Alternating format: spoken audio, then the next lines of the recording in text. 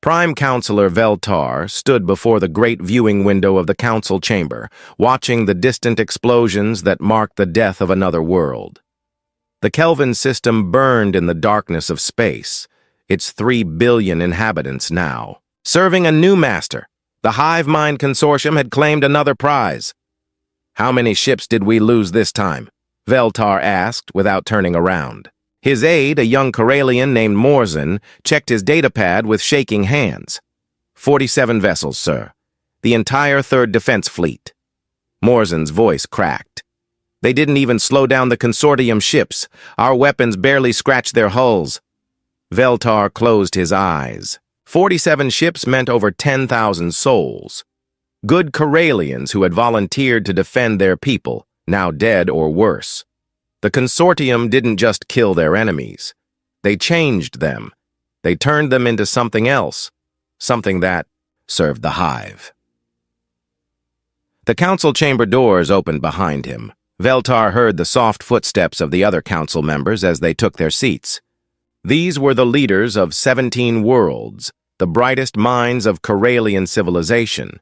They had built a society based on cooperation, understanding, and peaceful trade.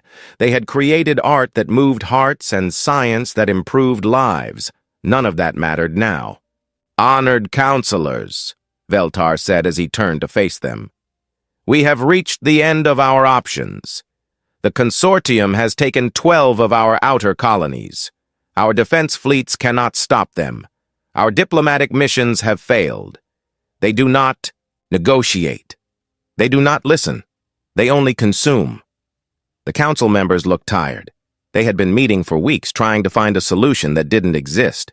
Counselor Mertha, the eldest among them, spoke first. "What do you propose, Veltar? We have tried everything our laws allow. We have followed every protocol. We have honored every treaty." "That is the problem," Veltar replied. "We are fighting an enemy that does not care about our laws. They do not honor treaties. They do not follow protocols. We need help from those who might understand such enemies." The chamber fell silent. Everyone knew what he meant. The galaxy was full of civilizations, but most were like the Corellians. They were peaceful, diplomatic, and reasonable. They solved problems through discussion and compromise. They had built their societies to avoid conflict, not to win it. But there were rumors. Stories from the outer rim, tales of species that had not learned to be civilized, worlds where beings still fought each other over resources and territory. The galactic community usually avoided such places. They were considered backward, dangerous, and unstable. "You want to call for outside help?" Counselor Demrick said slowly. "You want to broadcast a distress signal to unknown species." "I want to send a message to everyone who might listen," Veltar said. "We have exhausted our resources. We have lost 12 worlds and 3 full defense fleets. The consortium will reach our core worlds within 6 months. We need military assistance from anyone willing to provide it." The debate that followed lasted for hours. Some council members worried about the diplomatic implications. Others feared what kind of help they might receive. The Outer Rim was known for its violent species. Bringing such beings into Corellian space could create new problems. But as the discussion continued, the reality became clear. The consortium was not going to stop. They had already proven that conventional warfare could not defeat them. Their ships were stronger, their weapons more powerful, and their soldiers felt no fear or pain. They were a perfect enemy for an imperfect galaxy. Finally, Counselor Mertha called for a vote. All in favor of authorizing a galaxy-wide distress. Beacon? 15 hands rose. Only 2 abstained. The message took 3 days to craft. Every word was checked and rechecked by the diplomatic staff. They wanted to ensure proper courtesy while making the urgency clear. The final text followed all established protocols for interstellar communication. To all civilized species within communication range, the message began. The Corellian Confederacy faces extinction at the hands of an aggressive force known as the Hive Mind Consortium. We formally request military assistance in exchange for territorial concessions and favorable trade agreements. We offer full diplomatic recognition and mutual defense treaties to any civilization willing to aid us in this crisis.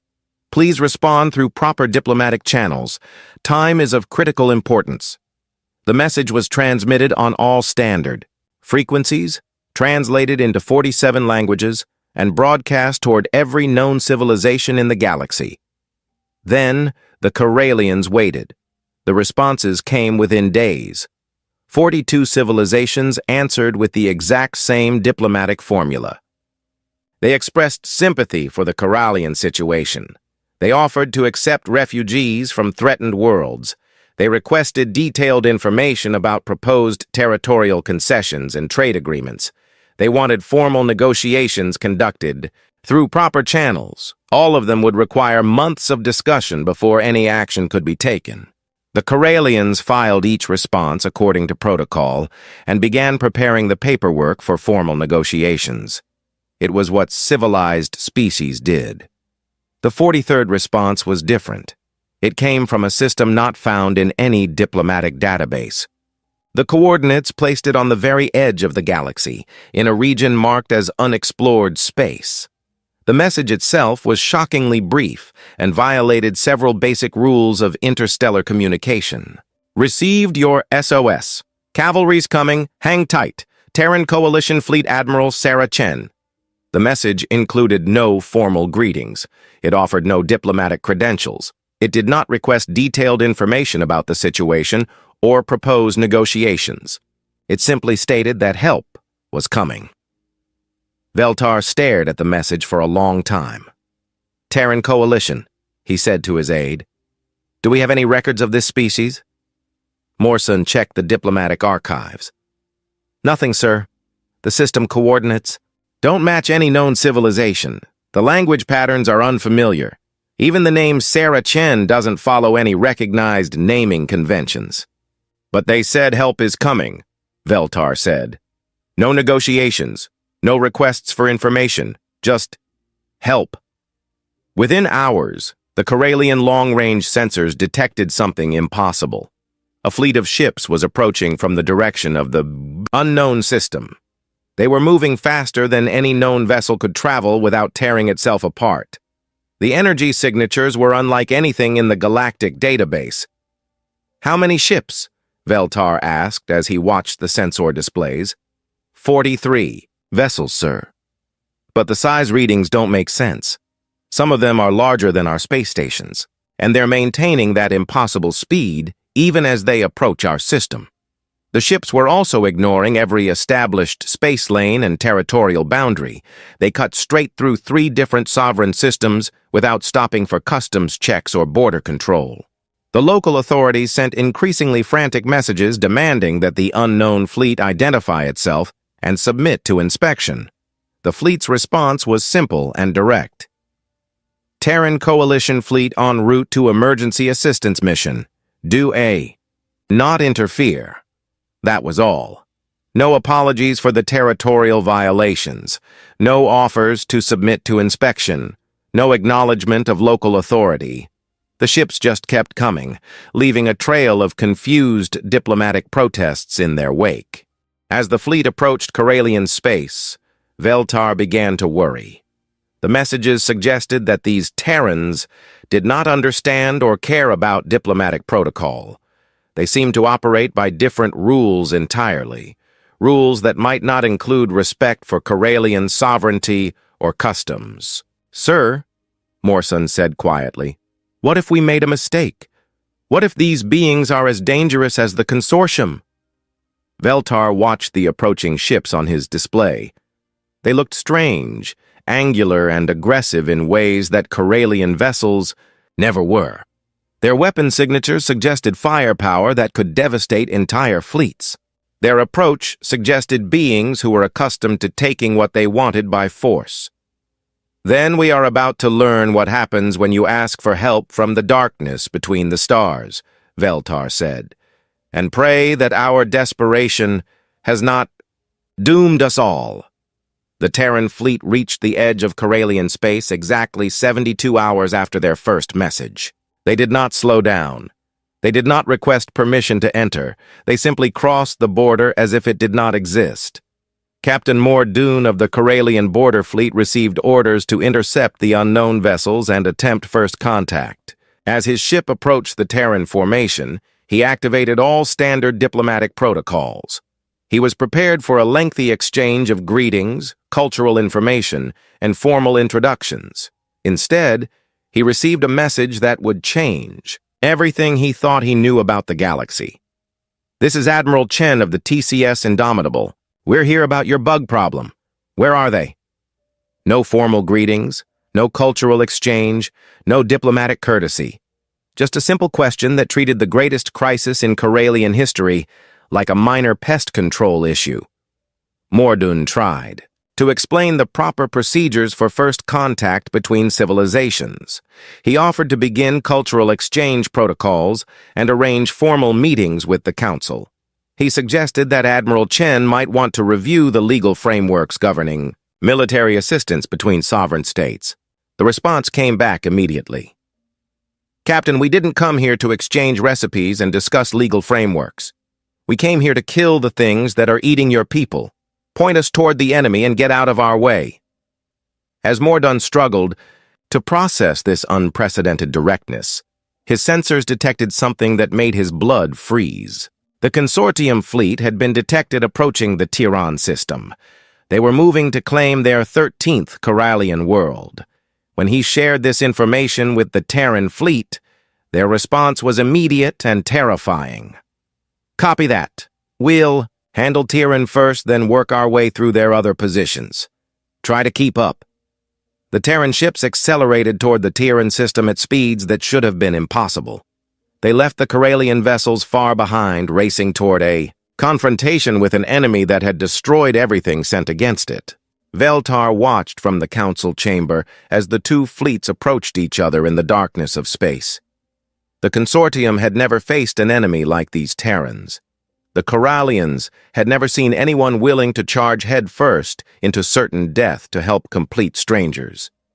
"What have we done?" whispered Counselor Mertha. "What we had to do," Veltar replied. "Now we see if our salvation comes with a price we can afford to pay." In the depths of space, two forces unlike anything the galaxy had ever seen prepared to meet in battle. The outcome would determine not just the fate of the Corellian Confederacy, but the future of civilized space itself. The Terrans had answered the call for help. Now everyone would learn what that really meant. Captain Mordoon had commanded border patrol ships for 15 years. He had conducted first contact with 7 different species. He knew every protocol, every courtesy, and every proper procedure for diplomatic introduction between civilizations. Nothing in his training had prepared him for Admiral Sarah Chen. The Terran fleet had cut through 3 sovereign systems like they owned the entire galaxy. Local authorities were sending panicked messages about territorial violations and unauthorized transit. The Galactic Trade Commission was threatening legal action. The Intersystem Court was preparing formal complaints. The Terrans ignored all of it. "Admiral Chen," Mordoon said carefully as his ship matched pace with the massive Terran vessel, "I appreciate your willingness to assist us, but there are certain protocols we must follow. First contact between our species requires cultural exchange, translation verification, and formal recognition ceremonies." The response came back in heavily accented Standard Galactic. "Captain, I don't know what half of those words mean, and I don't have time to learn. We detected your bug problem 6 hours ago. Every minute we spend talking, more of your people die. Where is the enemy?" Mordoon blinked. He had never heard anyone refer to the terrifying Hive Mind Consortium as a bug problem. The Consortium had destroyed entire civilizations. They had weapons that could crack moons and ships that regenerated damage faster than conventional weapons could inflict it. "The Consortium forces are currently occupying the Terran system," he said. "But Admiral, you don't understand the scope of this threat. They have taken 12 of our worlds. Their ships are technologically superior to anything in this sector. Their soldiers cannot be reasoned with or defeated by conventional means." "Sounds like bugs to me," came the reply. Big, mean, space-eating bugs, but still bugs. We've dealt with worse. The casual confidence in that statement made Morden's head spin. What could possibly be worse than the consortium? What kind of enemies did these Terrans face in their own space that made the greatest threat in Corellian history seem ordinary? Admiral, perhaps we should coordinate our approach. The Corellian Navy has extensive intelligence on consortium tactics and capabilities. We could share battle plans and establish joint command structures. There was a pause. When Chen's voice came back, she sounded confused. Captain, are you asking me to have a committee meeting in the middle of a rescue mission? I'm suggesting proper military coordination between allied forces, Morden explained. Standard procedure requires... Captain, Chen interrupted, let me explain how Terrans handle rescue missions. Someone calls for help. We show up. We kill the bad guys. We go home. If you want to help, point us toward the enemy and stay out of our way. If you want to watch, try to keep up. If you want to have meetings, do it after we've solved your problem. The Terran fleet suddenly accelerated. Morden watched in amazement as the alien ships pushed past the theoretical maximum safe speed for in-system travel. Their hulls should have been torn apart by the gravitational stress.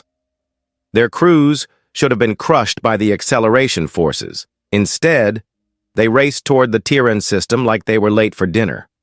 Morden ordered his ships to follow at maximum safe speed. It took them 4 hours to reach the system. The Terrans had arrived 3 hours earlier. What Morden found when he emerged from hyperspace defied everything he knew about warfare. The Terran system was in chaos. Consortium ships were scattered. Across 3 planets, their formations broken and confused. Several of their largest vessels were burning in high orbit. Others were fleeing toward the system's edge at full speed. In the middle of it all, Terran ships were conducting what could only be described as atmospheric combat. They were actually flying through planetary atmospheres, engaging consortium forces in the skies above populated cities. This is impossible, Morden whispered. No civilized species conducts warfare inside planetary atmospheres. The risk to civilian populations is unacceptable. His communications officer looked up from her console. Sir, we're receiving a transmission. From Admiral Chen. Admiral, what are you doing? Morden asked when the channel opened. You're fighting inside the atmosphere of an inhabited world. We're cleaning house, Chen replied. The background noise suggested she was in the middle of active combat. Your bugs set up shop in populated areas. If we stay in orbit and bombard them from space, we'll kill more civilians than enemies. So we came down here to do this the hard way. But the risk to your ships is our problem to worry about. We've got 3 cities cleared and the bugs are pulling back to defensive positions. Should have this wrapped up in a couple hours. A couple hours. The consortium had held the Terran system for 3 months. The Corellian Navy had lost 2 full battle groups trying to reclaim it. The Terrans were treating it like a minor cleanup. Operation. Admiral, Morden said carefully. The consortium forces on Terran include approximately 50,000 combat units and 12 capital ships. They have fortified positions throughout the major population centers. Our analysis suggests that retaking the system would require us to stop talking and start shooting, Chen interrupted. Captain, I know you mean well, but you're overthinking this. They're bugs. We kill bugs. It's not complicated. Through his tactical display, Morden watched Terran fighters streak through the atmosphere of Terran Prime. They moved in patterns that seemed random, but were devastatingly effective. Consortium positions that had withstood months of siege warfare were falling in minutes. The Terran weapons were unlike anything in the galactic database. Instead of the precise minimal damage systems preferred by civilized species, they seemed designed to eliminate targets as thoroughly as possible. When a Terran weapon hit a consortium position, there was nothing left to analyze. Sir, his weapons officer reported, the Terrans are requesting target identification for remaining consortium strongholds. Tell them that Consortium Command has established primary control centers in the capital city's government district, Mordun said, but warn them that there are approximately 2 million civilians in that area. The response came back immediately. Understood. Switching to precision urban warfare protocols.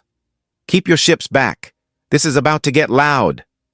What followed was the most precise military operation Mordun had ever witnessed. Terran ground forces materialized throughout the capital city using some kind of teleportation technology. They moved with deadly efficiency, engaging consortium units while avoiding civilian areas with surgical precision. The strange part was their equipment. Every Terran soldier seemed to carry enough firepower to level a city block, but they used it with restraint that bordered on the artistic. They could destroy a consortium bunker without damaging the civilian shelter next to it. They could eliminate an enemy patrol without harming the refugees it was hurting. How are they doing that? Mordun's tactical officer asked in amazement. I don't know, Mordun admitted. Their weapons technology appears to be designed for maximum destruction, but they're using it with incredible precision. It's like watching someone perform surgery with a nuclear warhead. The battle for Terran Prime lasted 6 hours. When it was over, the consortium forces had been completely eliminated. Not defeated, not driven back, but eliminated. There was no sign that they had ever occupied the system. The Terran fleet regrouped in high orbit. Admiral Chen's voice came over the communication system, casual as if she had just finished a routine training exercise. Terran system secured. Civilian casualties minimal. We're detecting consortium forces in the Kelvin system and 3 other locations. Which one do you want us to hit next? Mordun stared at his tactical display. In 6 hours, the Terrans had accomplished what the Corellian Navy couldn't do in 6 months. They had retaken a heavily fortified system, eliminated a superior enemy force, and rescued 2 million civilians, and they were asking which target to hit next. Admiral, Mordun said slowly, perhaps we should return to Corellian space and report to the Council. They will want to discuss strategy and coordinate our next moves. The pause that followed was so long that Mordun wondered if the communication system had failed. Captain, Chen finally said, are you telling me you want to stop in the middle of a rescue mission to have a meeting?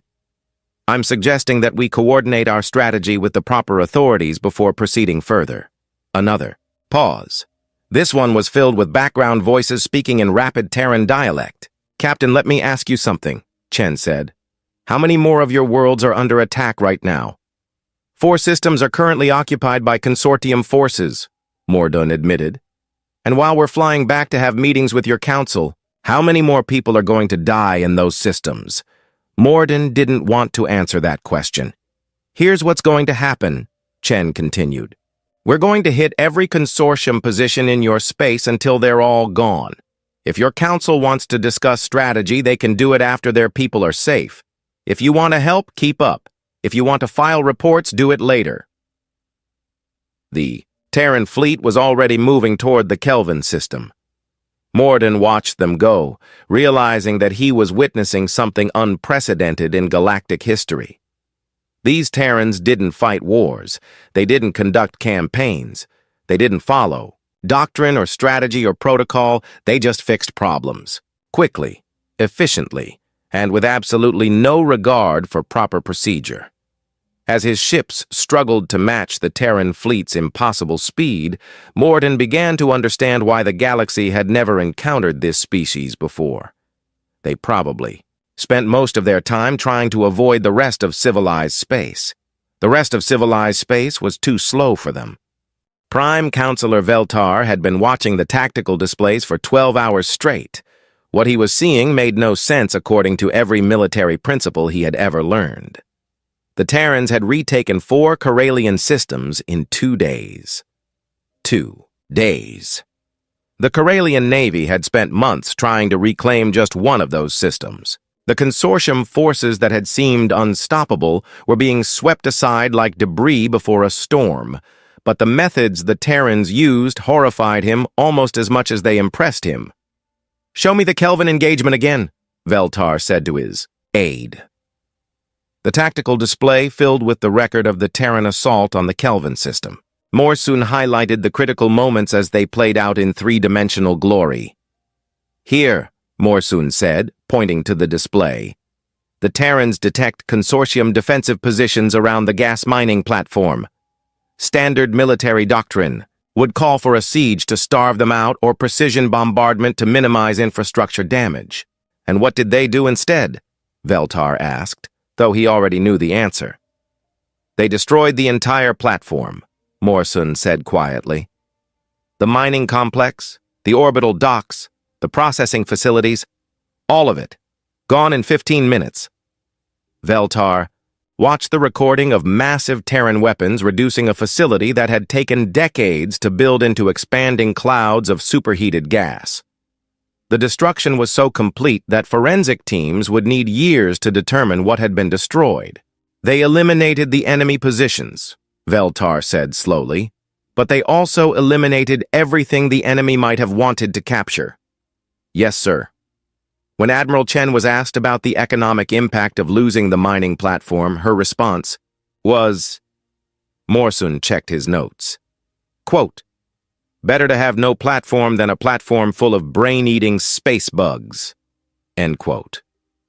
The door to the council chamber opened. Captain Morden entered, looking like he hadn't slept in days. His uniform was wrinkled, and his expression suggested a man who had seen things that challenged his understanding of reality. "Captain," Veltar said, "please tell me you have better news from your coordination efforts with the Terran fleet."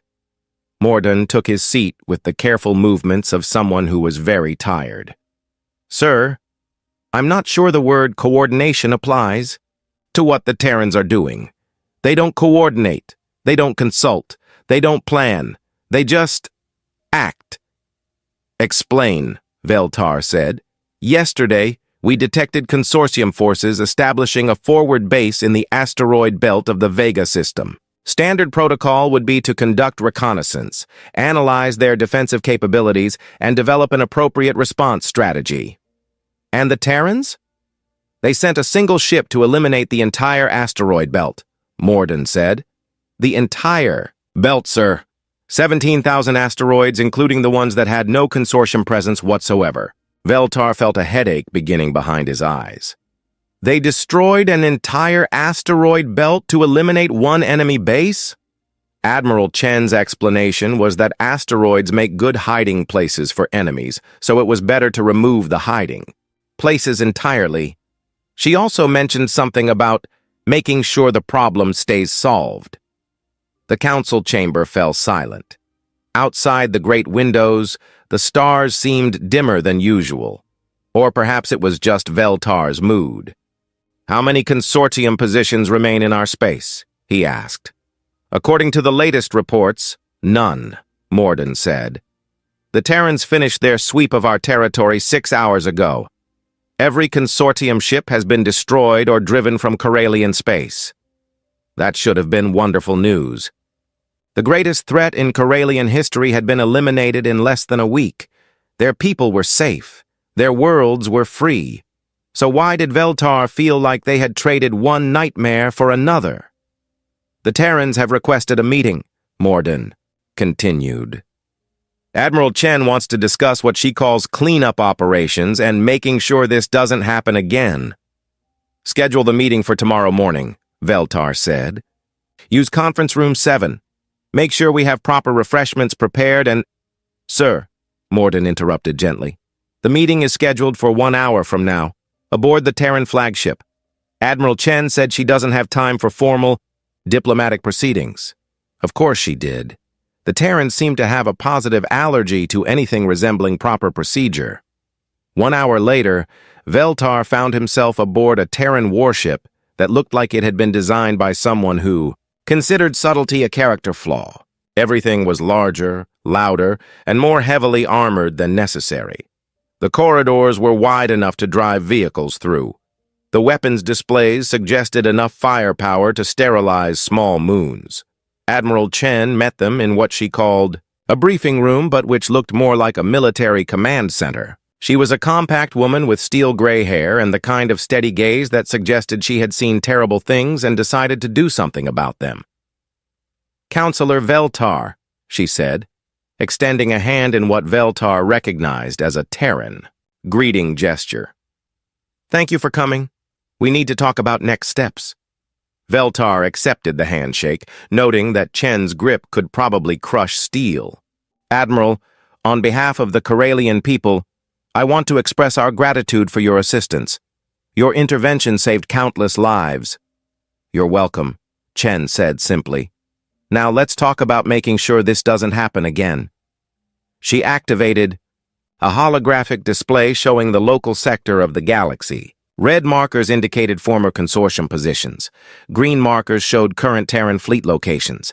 The display was covered with tactical information that made Veltar's head spin. "Here's the situation," Chen said. "We've eliminated the consortium forces in your space, but that was just the local infestation. Intelligence gathered from their command centers indicates a much larger problem." The display shifted to show the broader galactic region. Veltar's blood went cold as he saw the scope of what Chen was revealing.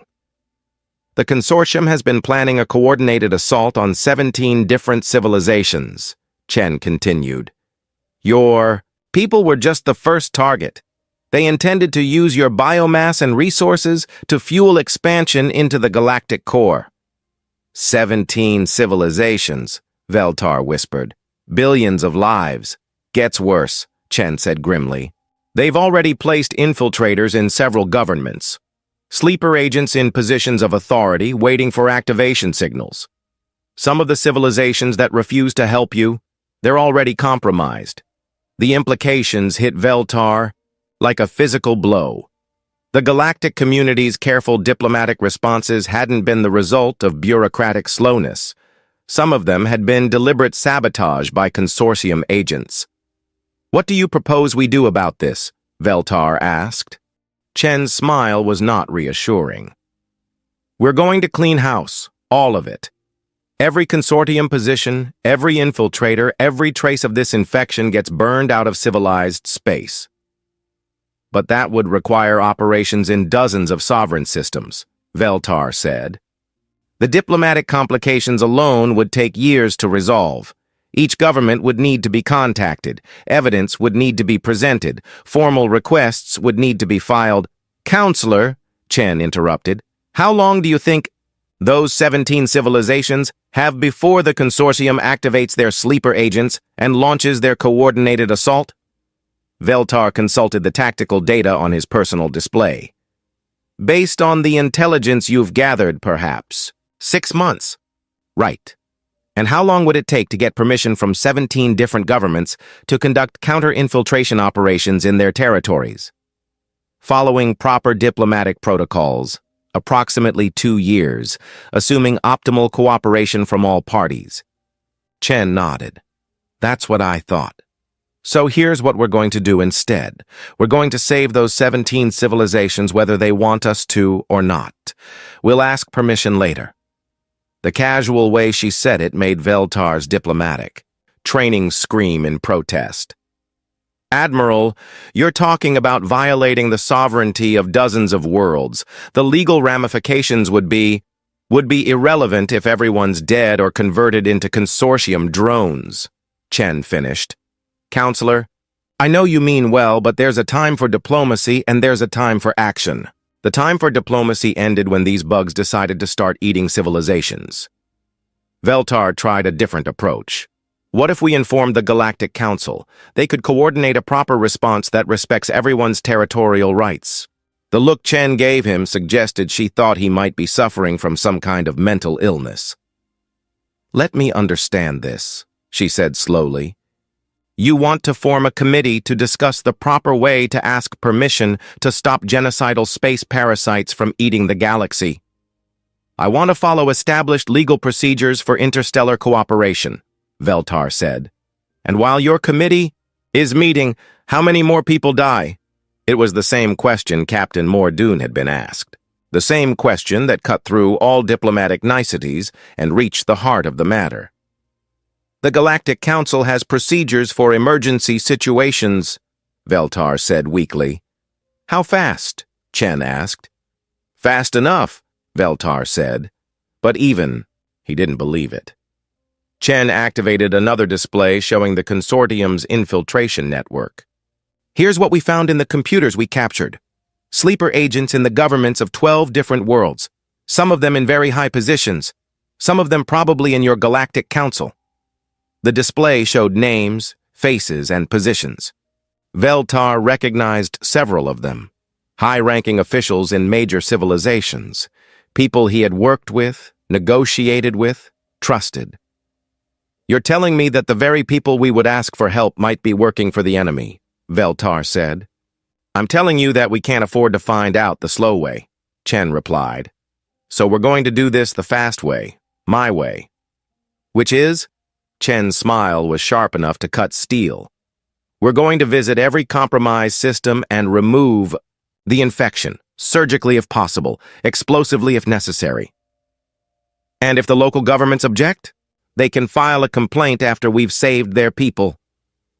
Veltar stared at the tactical displays, trying to process what he was being told.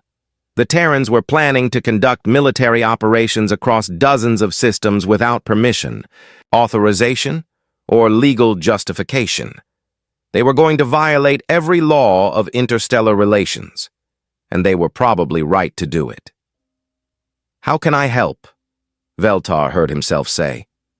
Chen's expression softened slightly. You can make sure your people understand what's coming, and you can help us identify which of your allies might actually be allies. As Veltar prepared to leave the Terran flagship, he realized that he was about to become an accessory to the largest violation of galactic law in recorded history. He was also about to help save billions of lives. Sometimes, he reflected, doing the right thing was more important than doing things right. The Terran operation to cleanse 17 star systems began at exactly 0800 Galactic Standard Time on a Tuesday. By Thursday evening, the diplomatic community was in complete chaos. Prime Counselor Veltar sat in his office, trying to process the flood of angry messages pouring in from across the galaxy. Government officials demanding explanations, legal authorities threatening prosecution, trade commissions filing formal complaints, all because the Terrans had done exactly what they said they would do. Sir, Morsun said, as he entered with another stack of diplomatic protests. We've received formal objections from 37 different civilizations. They're demanding that we recall the Terran fleet and submit to interstellar arbitration. What's the status of the Terran operations? Veltar asked. They've completed counter-infiltration procedures in 9 systems so far, Morsun reported. The results are comprehensive. Veltar had learned that when his aide used the word comprehensive regarding Terran operations, it meant something had been eliminated so thoroughly that investigation teams would need archaeological equipment to figure out what had happened. Show me the Altair incident, Veltar said. The tactical display filled with the record of the Terran operation in the Altair system. It had been their third target, a peaceful trading hub with a government that prided itself on diplomatic sophistication. The Altarians had responded to the Terran arrival with a masterpiece of bureaucratic procedure. They demanded that the Terrans submit to customs inspection. They required formal diplomatic credentials. They insisted on following established protocols for foreign military vessels in sovereign space. The Terrans had listened to all of this, with the patience of adults humoring children. Then Admiral Chen had explained that they were there to remove consortium infiltrators from the Altarian government. The Altarian response had been predictably outraged. They demanded evidence. They required formal accusations to be filed through proper legal channels. They insisted that any investigation must be conducted by Altarian authorities according to Altarian law. And how did the Terrans respond? Veltar asked, though he already knew. Admiral Chen informed them that they could either cooperate with Terran security screening or watch their government get screened the hard way, Morsun said. The Altarians chose to file legal objections. The display showed what happened next. Terran specialists had materialized throughout the Altarian capital using their mysterious teleportation technology. They had conducted what they called aggressive security screening on every government official above a certain rank. The screening process involved devices that Veltar didn't understand, but which apparently could detect consortium neural implants with perfect accuracy. The screened officials were divided into two groups: uninfected government workers and consortium infiltrators. The infiltrators were eliminated immediately, not captured, not detained for questioning, not processed through legal systems. Simply eliminated with the kind of thorough efficiency that made Veltar's diplomatic training weep. How many consortium agents did they find in the Altarian government? Veltar asked. 47, Morson said quietly. Including the Deputy Prime, Minister and the Chief of Intelligence. 47 hidden enemies in a government that had seemed completely normal. Infiltrators who had been positioned to cripple Altarian defenses when the consortium launched their coordinated assault. The Altarians were now sending messages of grudging gratitude mixed with formal protests about violation of sovereignty. They were alive and free, but their legal sensibilities had been deeply wounded. Sir, Morson continued, we're also receiving reports from the Vegan Collective. They're less happy than the Altarians. The Vegan system had been different. When the Terrans arrived and announced their intention to screen for infiltrators, the Vegan government had demanded a formal hearing before the Galactic Court of Justice. They had filed injunctions. They had threatened to declare the Terran fleet an invading force. The Terrans had responded by conducting their screening operation anyway. The Vegans are claiming the Terrans violated their constitutional rights, Morson said. They want the Terrans arrested and tried for crimes against galactic law. How many infiltrators did the Terrans find? Veltar asked. 134, Morson replied, including the Chief Justice who was demanding the formal hearing. Veltar rubbed his temples. The Terrans had found consortium agents in positions where they could have paralyzed the Vegan legal system, destroyed their defensive capabilities, and delivered their entire population to the enemy. The Vegans should have been grateful. Instead, they were demanding that their saviors be prosecuted for saving them. What's Admiral Chen's response to these complaints? Veltar asked. Morson checked his files. Quote, they can file all the complaints they want. Live people can always file complaints. Dead people can't. End quote. The door chimed. Captain Morden entered, carrying a data pad that he handled like it contained dangerous explosives. Sir, he said carefully, we've received a priority message from the Galactic Council. They're demanding an immediate conference to discuss the Terran situation. What kind of conference? Veltar asked. The kind where they formally condemn our alliance with the Terrans and demand that we cooperate with their arrest, Morden said. The message was signed by representatives from 43 member civilizations. Veltar stared out his window at the stars. Somewhere out there, the Terrans were continuing their impossible mission. They were violating laws, offending sensibilities, and ignoring protests while methodically saving civilizations that didn't want to be saved in such an undignified manner. How many systems have they cleansed so far? He asked. 11, Morden reported.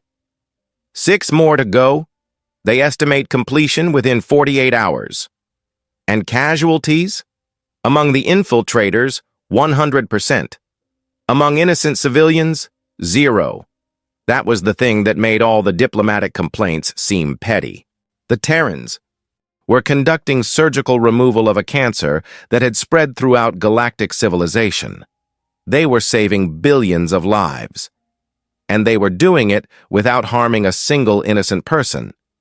But they were doing it without permission, without legal authority, and without regard for proper procedure. Sir, Morson said quietly, there's something else. We've been analyzing the intelligence the Terrans gathered from consortium computers. The scope of their infiltration was even worse than we thought. The display filled with a network diagram that made Veltar's blood freeze. The consortium hadn't just been planning to attack 17 civilizations. They had been preparing to convert the entire galactic core into a resource base for expansion beyond the galaxy itself. They were planning to consume everything, Veltar whispered. Every world, every species, every trace of civilization. Yes, sir. And according to the timeline we recovered, the coordinated assault was scheduled to begin in 3 months.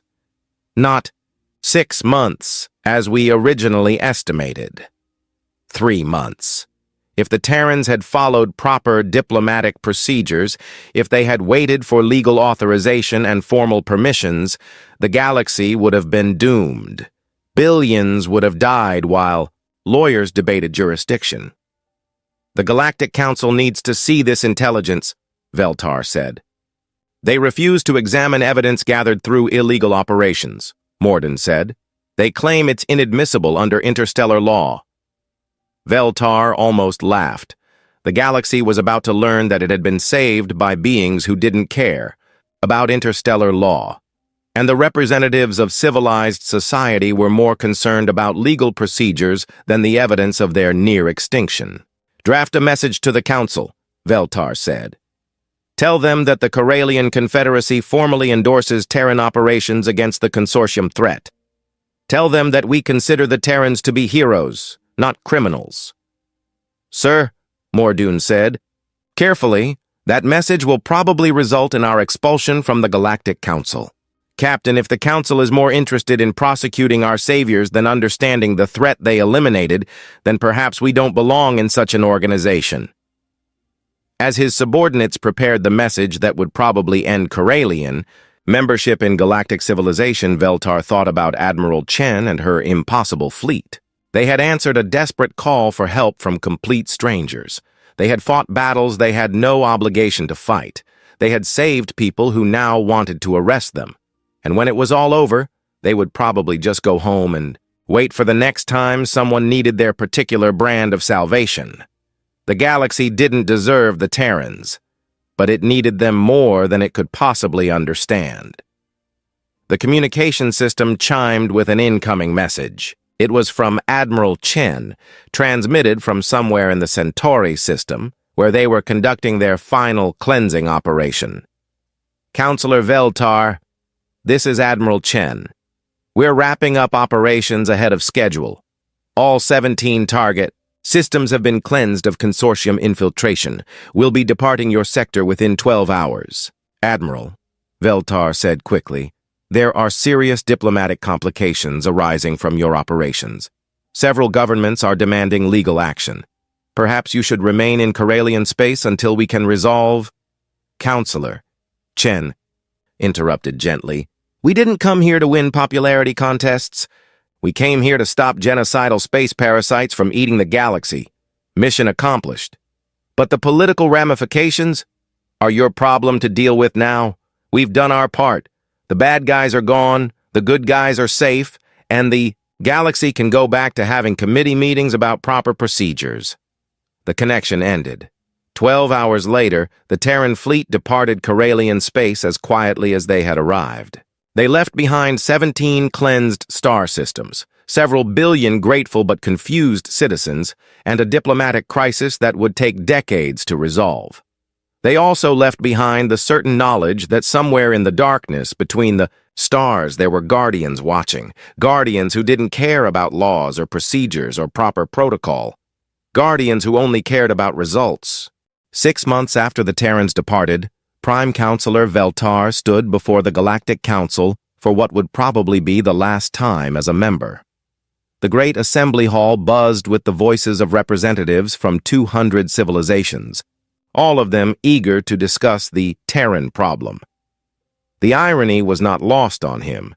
The galaxy's greatest crisis had been resolved in less than a week, but they were still debating it half a year later. The chair recognizes the representative from the Corellian Confederacy, announced Council Speaker Jorvash, a tall, elegant being whose species had perfected the art of saying nothing important with great dignity. Veltar rose from his seat, looking out at the assembled representatives. Many of them owed their lives to the Terrans. Many others were angry that such an important matter had been resolved without their input. A few seemed confused about why they were even having this discussion. "Honored colleagues," Veltar began, "we are here to discuss the actions of the Terran coalition in what has become known as the Consortium Crisis. I have been asked to provide testimony regarding their operations in our space." "You mean their illegal military operations conducted without authorization from legitimate governing bodies?" interrupted Representative Kolvar of the Altarian. Trade Federation. Veltar noted that Kolvar's predecessor had been revealed as a consortium infiltrator and eliminated by Terran security forces. Kolvar was alive to make his complaint specifically because the Terrans had saved his civilization. "I mean their successful elimination of an existential threat to galactic civilization," Veltar replied calmly. "An operation that saved an estimated 47 billion lives across 17 star systems." The chamber erupted in arguments. Representatives shouted about sovereignty violations, illegal military actions, and the dangerous precedent of allowing unknown species to operate outside established law. Others countered with statistics about lives saved and civilizations preserved. Speaker Jorvash called for order. "The Council will hear testimony in an orderly fashion. Representative Veltar, please describe the initial Terran intervention in Corellian space." Veltar activated the holographic display at the center of the chamber. It showed the tactical situation as it had existed during the crisis. 12 Corellian worlds under consortium occupation, defense fleets destroyed, millions of civilians converted into consortium drones. "The situation was hopeless," Veltar said simply. "Our military forces had been defeated. Our diplomatic appeals had been ignored or delayed by bureaucratic procedures. We were facing extinction as a species. So you chose to violate established protocols for interstellar assistance," Representative Morketh of the Vegan Collective said accusingly. "We chose to survive," Veltar replied. "We sent a distress call to anyone who might help us. The Terrans were the only ones who answered with action instead of paperwork." The display shifted to show the Terran intervention. The impossible speed of their ships, the devastating efficiency of their weapons, the complete elimination of consortium forces in less than a week. "They didn't just help us," Veltar continued. "They discovered that the consortium threat was far greater than anyone realized. They found evidence of infiltration throughout galactic civilization. They identified a coordinated assault that would have consumed every inhabited world in the core systems. Evidence gathered through illegal operations," Representative Zextar of the Judicial Council pointed out. "Evidence that cannot be admitted in any legitimate legal proceeding." Veltar stared at the judicial representative. "Representative Zextar, your predecessor was identified as a consortium infiltrator. The Terrans eliminated him along with 36 other infiltrators in your government. You hold your position today because they violated your legal procedures." The chamber fell silent. It was a truth that many representatives didn't want to acknowledge. They owed their lives, their positions, and their civilizations to beings who had ignored every law they held sacred.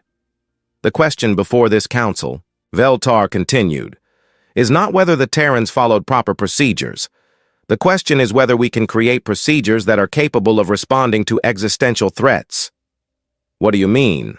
Speaker Jorvash asked. Veltar activated another display. This one showed the timeline of the consortium crisis as it had actually unfolded, compared to how it would have proceeded through normal diplomatic channels.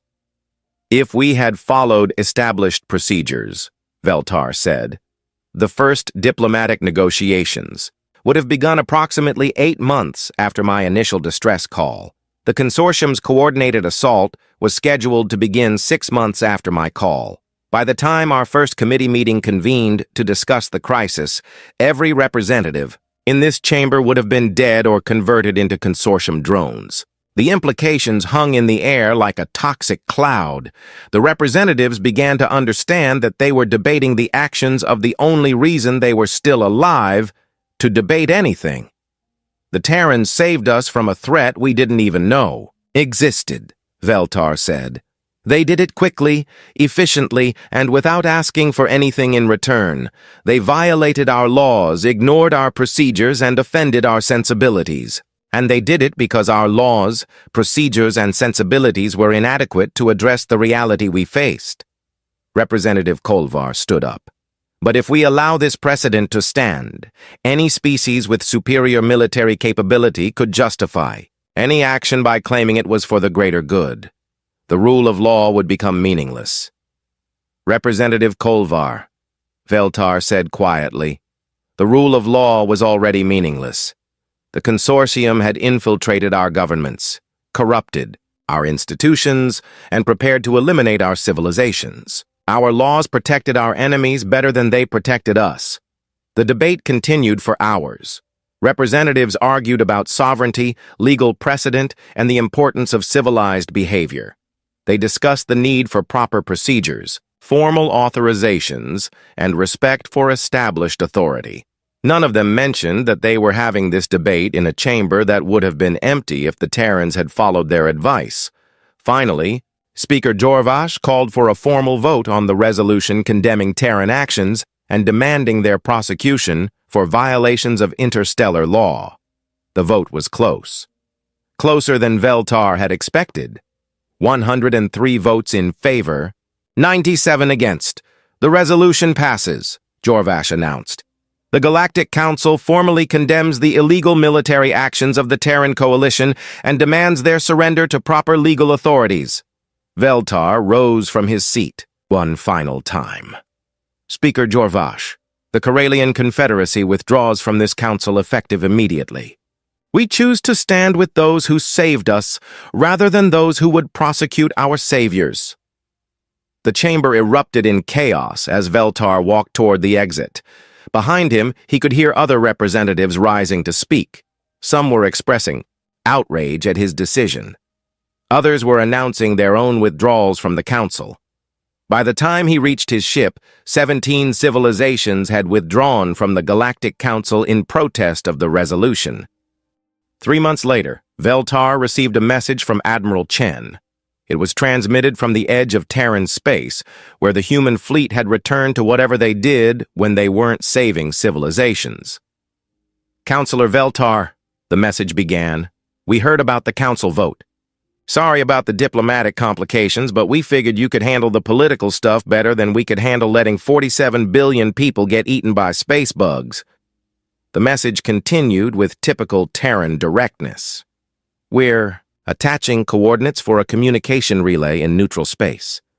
If you ever need help with something that your committees can't handle, send us a message. We'll see what we can do. Also, the message concluded, tell your people that the galaxy is a dangerous place. There are worse things than the consortium out there. If they want to stay safe, they need to get better at dealing with threats that don't follow the rules. We can't always be around to clean up the mess. The message ended with coordinates for the communication relay and a simple signature. Stay safe. Admiral Sarah Chen, Terran Coalition. Veltar stared at the message for a long time. The Terrans had saved the galaxy, endured condemnation from the very people they had rescued, and then offered to help again if needed. They didn't want territory, resources, or recognition. They just wanted civilized space to be able to defend itself. He drafted a response to Admiral Chen, thanking her and her people for their sacrifice. He assured her that the civilizations that had withdrawn from the council were working to create new institutions that could respond to real threats with real solutions. He also included a personal note. Admiral, you asked us to tell our people that the galaxy is dangerous. I will do that. But I will also tell them that somewhere in the darkness between the stars, there are guardians watching.